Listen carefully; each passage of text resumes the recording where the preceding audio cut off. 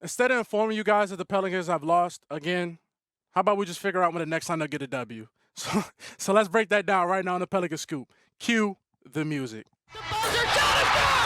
This is the Pelicans Scoop with Jordan Kitchens, breaking down everything under the sun about your New Orleans Pelicans. Smash that like button, leave a comment, and subscribe to stay on top of your Pels content. Now, running point, here's Jordan. What is good, everybody? Welcome back to another episode of the Pelican Scoop. I am your host with the most, Jordan Kitchens, and unfortunately, yes, I'm back again with, it feels like, guys, I always come back with bad news, and I wish I can come back with great news, and I wish I can come on here and be ecstatic about this New Orleans Pelicans team, but right now, look, I'm probably going to get comments, but like, oh, it's over. It's signed, sealed, and delivered. This season is over. You just got blown out 2 nights in a row, back-to-back, by the Dallas Mavericks and the Cleveland Cavaliers. And the Cavaliers,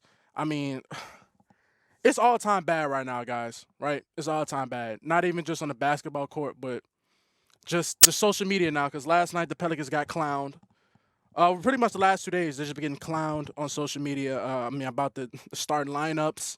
Like, the lineup they put out last night with, like, Brandon Boston Jr., they just signed Alfred Payton, and he's in the starting lineup. Like, they just signed Alfred Payton off the street. They cut Jalen Noel, thank God, right? And you finally play, and this is about the Cavs. No, not the Cavs game. Yeah, this is the Cavs game. I'm not talking about the Mavericks game.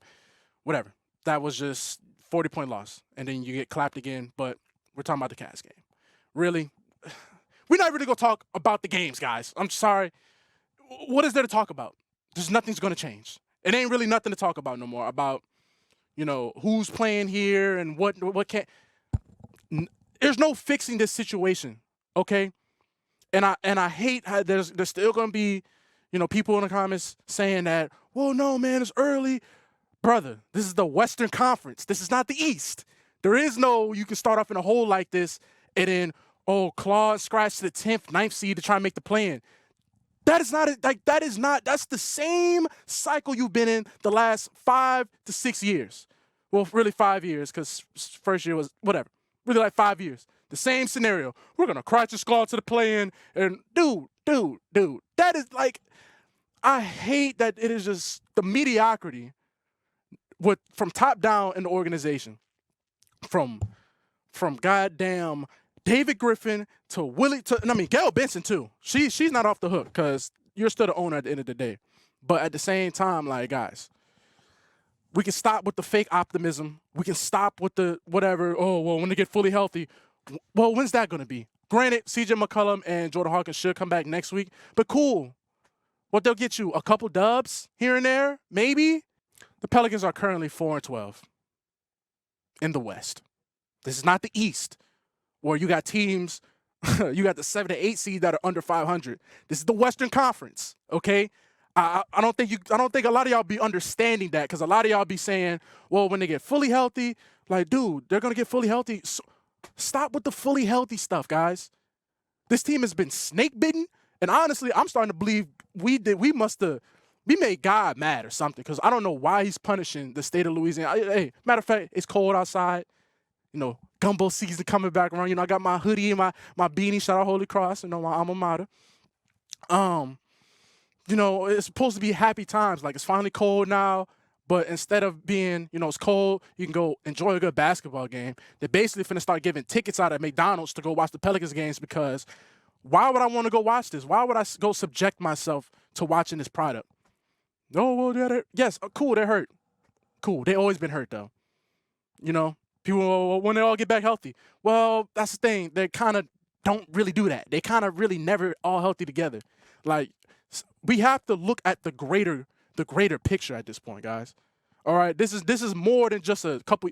No, this is a 5-year sample. Really 6, but I'll be gracious. It's a 5-year sample, because I'm not really, COVID, the COVID year, the bubble, all that. Zion rookie year.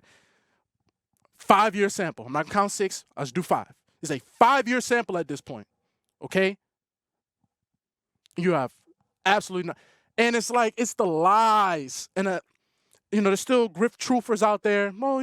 Guys, this man sat in front of our face When I made my media day video, I was so excited for media day, just for this man to talk about, oh, we're gonna figure it out, the big man situation. What are we going to do at center, by way of example?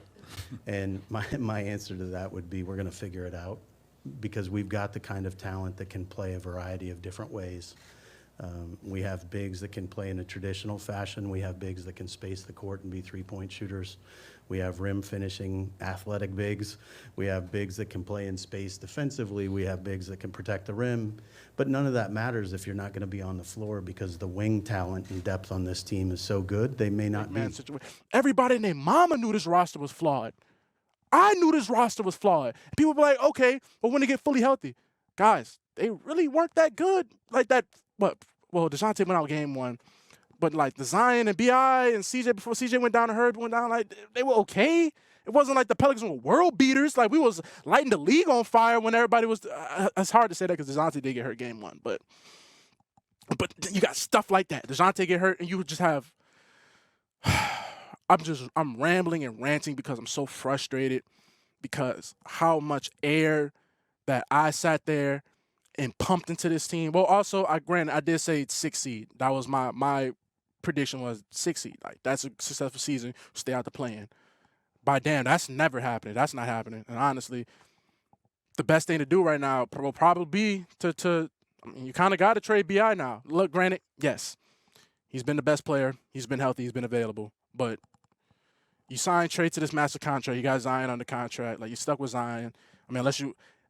It's just so many different scenarios, and I'm not gonna sit here and play the you got to do this and that, because I've been saying to fire, like, cool, you can fire Willie, bring in a new coach, for the future and whatnot, but really the main problem is Griff, okay? Griff and Willie are the problem, but I don't like. Yes, you can fire Willie. I don't think that's salvaging the season. I don't like. Yeah, CJ and Jordan Hawkins come back next week. I don't think that's salvaging the season. You're banking on the potential of Zion coming back this season. I don't even think he come back this season. And if he does, what's stopping him from getting hurt again? Like, I don't want to be pessimistic, but like, what's really like? Be honest. Yes, you right there. Be honest. Just be honest. Be honest with yourself right now when I'm saying this. Just be honest with yourself right now. People want to bank on the Pelicans getting fully healthy, but when has that ever happened? Especially for an extended amount of time. Yeah, Zion played 70 games last year, and that's looking like an anomaly. In 49 games, they were so harping on we won 49 games. We're going to do. You're not even going to come close to that this year. Not even close. You're not even going to sniff. You might not even sniff 40 Ws. It's just frustrating, man. It's frustrating because I have to come on here and like try to find something to say. Because, shout out Antonio Reeves. I guess that is the positive. I mean, they finally played you. They drafted up the trade. They traded for you. My goodness, I cannot talk this morning. Sorry, guys. It's 6 in the morning. I don't know. My brain is fried because I have to watch the Pelicans give me CTE. Then I have to come on here and try and spin zone it in a way that it doesn't sound bad. But I can't even spin zone it to not sound bad anymore because it's just all bad. It's all bad. And I'll just come on here lying if I didn't say it was. So, shout out Antonio Reeves. Like I said, they traded up for him in the second round. They moved up a pick. That's what I was trying to say. You traded up for him, and then you signed Jalen Noel off the street to you signing guys off the street when you have guys in the building you're not even playing. Carlo, you keep doing this trades. Trey Jemison, the Kyrie Club, Shout out Antonio Reeves though. Hopefully they can find a way to keep playing you. Kentucky guard. He was intriguing, and I'm happy that it was his birthday yesterday. He dropped 30 points. Granted, I can't even talk about the roster, bro, because it's like it's me and some NBA players, So I did tease in the hook. I was like, when's the next time the Pelicans will win a game? All right, let's just play to end this video off. Let's just play a hypothetical game, right? So on Friday, you have the Golden State Warriors coming to town. Steph Curry definitely will be playing that game. That's an L. Then you go to Indiana on Monday.